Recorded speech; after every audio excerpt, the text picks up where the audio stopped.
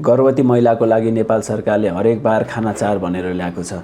हरेक बार खानाचार भनेको हामीले हरेकचोटि खाँदाखेरि अन्नजन्य यानि कि कन्दमूल जन्य खानेकुराहरू, गेडागुडी जन्य खानेकुरा, हरियो परियो पहेँलो सागसब्जी जन्य या फलफुल जन्य खानेकुरा र पशुपन्छी जन्य खानेकुराहरू इन्क्लुड गर्नु हो। यसको महत्त्व के छ त?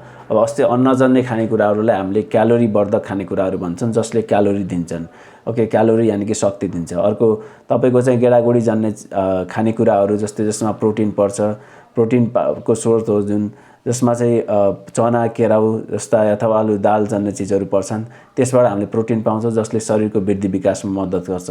त्यस्तै पशुपन्छी जन्य खानेकुराहरू के हुन्छ, जसमा माछा, मासु, अन्डा पर्छन्, जसमा पनि तपाईको चाहिँ शरीरको लागि आवश्यक प्रोटिन प्लस माइक्रोन्युट्रिएन्टहरू पाइन्छ, जसले चाहिँ आफ्नो र बच्चाको वृद्धि विकासको लागि राम्रो गर्छ। त्यस्तै हरियो परियो र सागसब्जी जन्यले चाहिँ के चाहिँ महत्त्व यसको छ त भन्दा यसले इम्युनिटीसँग लड्नको लागि तथा यसले चाहिँ भिटामिनहरू पनि, भिटामिन बी, भिटामिन ए लगायत भिटामिन ई यस्ता विभिन्न किसिमका न्युट्रिसनहरू पाउने भएकोले हरेक बार खानाचारको अवधारणा नेपाल सरकारले लिएको छ गर्भवती महिलाको लागि। गर्भवती महिलाले मात्र नभएर अरूले पनि यसलाई फलो गर्न सक्छौँ।